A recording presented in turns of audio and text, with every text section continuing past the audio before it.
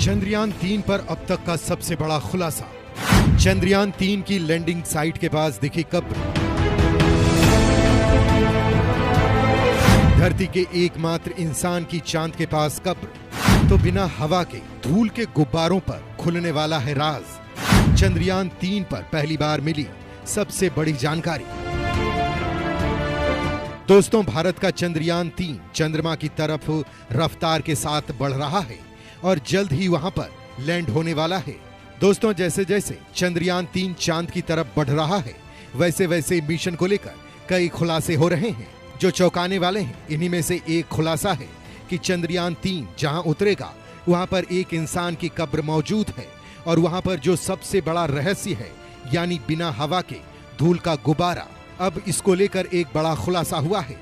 वहीं इसके साथ ही हम आपको ये भी बताएंगे कि 1972 के बाद आखिर कोई इंसान चांद पर क्यों नहीं गया, इंसान की कब्र चांद पर कैसे पहुंची और इस कब्र के पास जाकर विक्रम लैंडर क्या करने वाला है।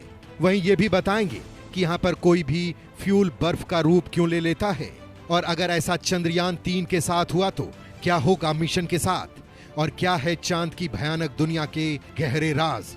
इन सभी सवालों के जवाब हम आपको देने वाले हैं, तो वीडियो पर बने रहिएगा आखिरी तक।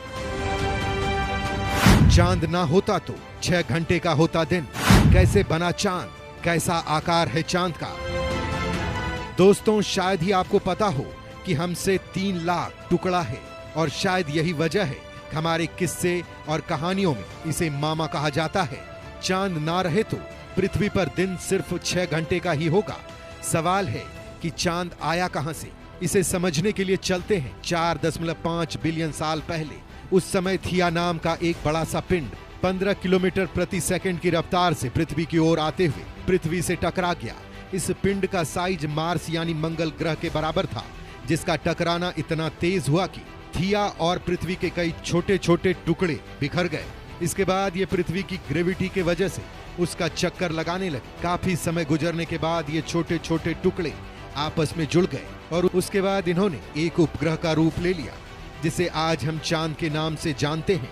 धूल और मलबे से बने इस चांद का वजन 81 अरब टन है, जो दिखने में तो पृथ्वी से गोल नजर आता है, लेकिन इसकी शेप अंडाकार है। आपको बता दें कि हमारी सौर मंडल में टोटल 181 उपग्रह हैं और साइज के मामले में चंद्रमा 5वें स्थान पर आता है। चांद का डायमीटर पृथ्वी की डायमीटर का सिर्फ एक जानकर हैरानी होगी कि पृथ्वी में लगभग 49 चंद्रमा समा सकते हैं।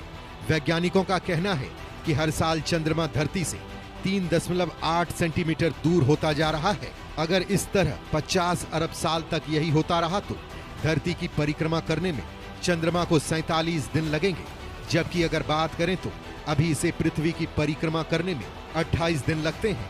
अब चांद यहाँ से तो चमकीला बॉल नजर आता है, लेकिन क्या आपने कभी सोचा है कि वो अपनी सतह से कैसा नजर आता होगा, वहाँ का वातावरण कैसा होगा? इसके बारे में रिसर्च करने के लिए हाल ही में इसरो ने चंद्रयान-3 मिशन को लॉन्च किया है, जो बहुत तेजी से चांद की तरफ बढ़ रहा है और अगले महीने ही इसकी सतह पर पहुंचकर वहां के ऐसे ऐसे राज से पर्दा उठाएगा जो अब तक एक रहस्य बने हुए हैं। चंद्रयान-3 मिशन का मकसद चांद पर मौजूद मिट्टी, वातावरण और ठोस रूप में मौजूद पानी के बारे में जांच करना है, ताकि ये पता लगाया जा सके कि उपग्रह मानव के रहने लायक है या नहीं। वैसे चंद्रयान-3 से पहले भी अलग अलग देश के कई मून मिशन लॉन्च किए जा चुके हैं, जिनमें से सबसे पावरफुल है अपोलो 11 मिशन। इस मिशन में पहली बार इंसान ने पृथ्वी को छोड़कर किसी दूसरे सतह पर अपना कदम रखा था। चांद पर पहुंचने वाले पहले इंसान नील आर्मस्ट्रॉन्ग, जिन्होंने 21 जुलाई 1969 को चंद्रमा पर लैंडिंग की थी और आज भी इनके पैरों के निशान चंद्रमा की सतह पर वैसे ही पड़े हुए हैं जैसा कि वो छोड़कर आए थे। ऐसा इसलिए क्योंकि चांद के वायुमंडल में हवा नहीं है। इसके अलावा चंद्रमा की गुरुत्वाकर्षण शक्ति भी पृथ्वी से कम है। इस वजह से चंद्रमा पर इंसान का वजन 16.5% कम हो जाता है। ग्रेविटी कम होने की वजह से ही अंतरिक्ष यात्री चांद की सतह पर उछल कूद करते हुए चलते नजर आते हैं। नासा द्वारा जारी किए गए एक वीडियो में आप देख सकते हैं कि कैसे नील आर्मस्ट्रॉन्ग कंगारू जैसे उछलते हुए अपना मिशन अंजाम दे रहे हैं।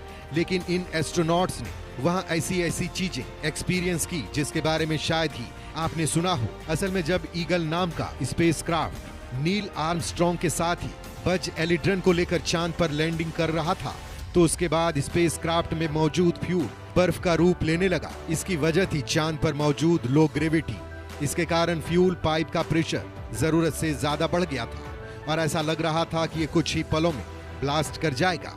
स्पेसक्राफ्ट को इस हालत में देख दोनों अंतरिक्ष यात्रियों की हालत खराब हो गई थी, क्योंकि यही एकमात्र जरिया था जिसकी मदद से वो पृथ्वी पर वापस आ सकते थे। और अगर ये नहीं रहा तो ना वो धरती पर मौजूद टीम से संपर्क बना पाते और ना ही किसी तरह की मदद की आस रहती। इस पर इसे करिश्मा ही कहिए कि 2 घंटे बाद धीरे धीरे फ्यूल पाइप का प्रेशर कम होने लगा और ईंधन वापस अपनी पहली अवस्था में आ गया। तब जाकर दोनों अंतरिक्ष यात्रियों ने चैन की सांस ली। एस्ट्रोनॉट एगन कैर्नन ने इसके बाद दिसंबर 1972 में चांद पर कदम रखा और उसके बाद चांद पर कोई नहीं गया। लेकिन क्यों? दरअसल ये सारा खेल बजट का है। चांद पर इंसान भेजने में काफी खर्च आता है। चांद पर अंतरिक्ष यात्रियों को भेजने में लगभग 35 अरब डॉलर का खर्च आता, इसलिए अब इंसानों की जगह वहां पर रोबोट भेजे जा रहे हैं। आपको बता दें कि जो चमकता हुआ चांद हमें नजर आता है उसका एक हिस्सा है और इसके अपोजिट साइड वाले हिस्से हमें कभी नहीं दिखाई देते।